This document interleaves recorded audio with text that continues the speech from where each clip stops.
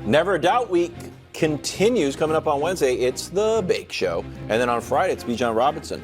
Not being coached by Bill Belichick, turns out. No. 2 interviews. Also, I heard Baker has a Never a Doubt tattoo. Does he? I'm gonna ask him, yeah. Are you He's serious? been doubted so much. I just heard it. I don't know if it's true or not. Also, I'm learning the Baker dance for Nick's wedding. Did I tell you that? Wow. I'm legit practicing in my garage. No, you got to practice that. You got to get it down. Fox Sports ran, and I'm 100% going to do it. I might do it at the parade. Ran an anonymous player poll on MVP. Lamar ran away with it. 21 votes for Lamar, 4 for McCaffrey, 3 for Mahomes, 2 for Purdy. Oh, no. Myles Garrett got a vote. Shout out to Cleveland. Purdy was a finalist for the MVP while Mahomes was not. So, Brew, do you want to go here? Yes. Go for it. Who had the better season? Okay.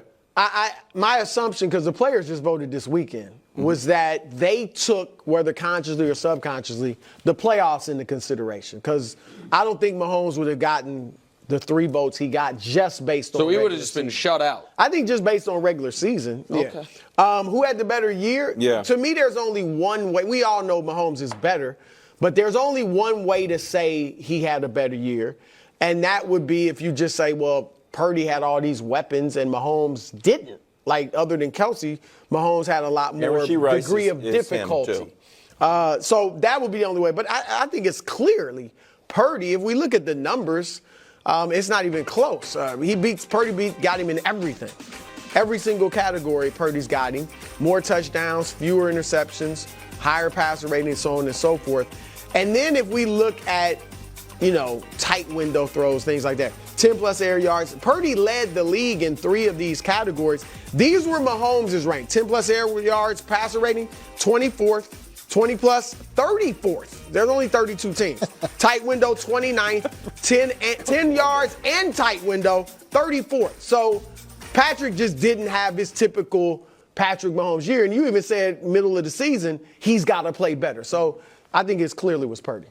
Yeah, I agree with you. Throughout the course of the season, Purdy had the better season, especially statistically. And I want to bring up a couple other statistics here if we bring up the graphic just to see where they compare. And so if you look at 30-point games, 30 or more point games, Purdy had 10 versus Mahomes is 3. Purdy had 10 or the Niners did? The Niners, collectively. But no, hold on. I just wanted to make sure I understood. We'll put this into context. Yeah. Then 40-plus, there were 3-1. Yeah. And then if you just look at the C versus A rating, so sub-80 passer rating, Purdy only had 2 of those, where Mahomes had 7. Now keep in mind, Mahomes had 10 under 80 his whole career prior to this season. So put that in perspective. And then if you look at the 100-plus passer ratings, Purdy had 10 of those and Mahomes only had 8.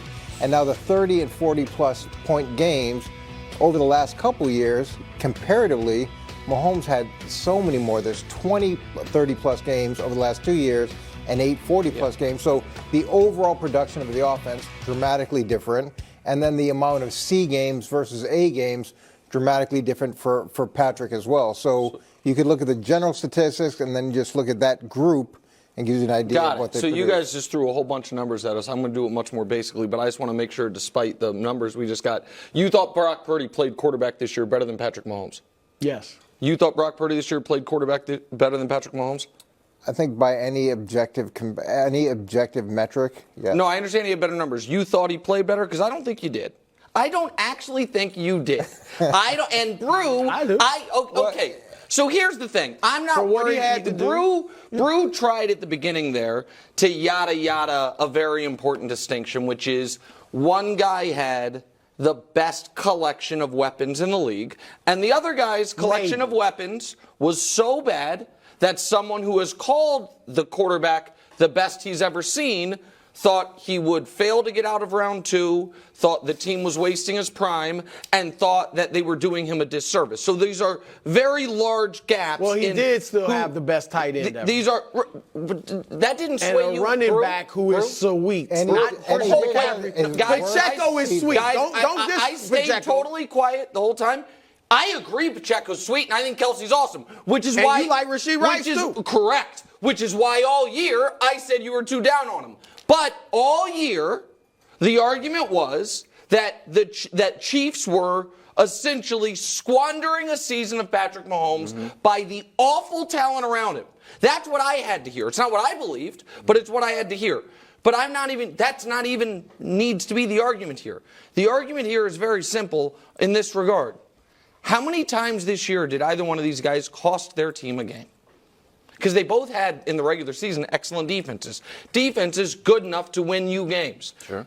Patrick Mahomes did it once. Christmas Day against the Las Vegas Raiders. Brock Purdy, all 4 losses were directly attributed to his play. Really? Allow me. Cleveland. He had 125 yards, completed 44% of his passes, and had a 55 rating. And the guy missed a field goal. Right. They still wasn't his fault the guy missed the field goal. Okay. He can't have a bad game. No. I'm just saying they lost that game. They needed a game-winning field goal because he was so terrible. The next week, he had 2 picks on the final 2 drives, down 5, to lose them the game. Then next week, he had back-to-back interceptions heading into the fourth quarter and then in the fourth quarter to lose them the game. And the Baltimore game, he threw 4 picks to lose them the game. Mm-hmm. And so from that perspective, one guy had more wow moments than Brock Purdy, sure, with great talent around him. He also directly cost his team each one of their losses. We could say Coach has pointed out all the games where Mahomes was under 80 pass rating. Mm-hmm. We could say at least half of those games he cost them because they couldn't score. But all the times they couldn't score 20 points. The thing is, that's not on him. That's not on Mahomes. 4 games the offense didn't score in the second half. Right. That's not on Mahomes. Okay, they won 3 of them. On that one, but Brew, we were on the air after those games, and you didn't think that was on him. You didn't. You didn't think the Eagles game was on him. You didn't. You didn't think the Lions game was on him. You didn't. You thought their record, you thought the fact that they were 500 for the second half of the season was Mahomes got to play better. I pointed out the receivers. So now he did play well? Well, played better than Brock Purdy. I don't think so. Purdy was 3rd team All-Pro. Let's check in on Caleb in the NFL draft. Commanders hired Kliff Kingsbury as OC, spent last year as senior offensive analyst for the Trojans.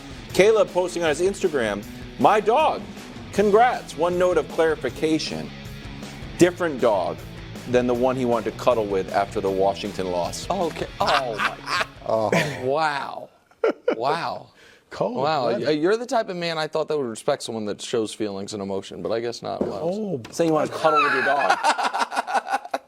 It's another dog reference. Should Chicago consider trading the pick? No. Now, listen, I think they have made some mistakes here.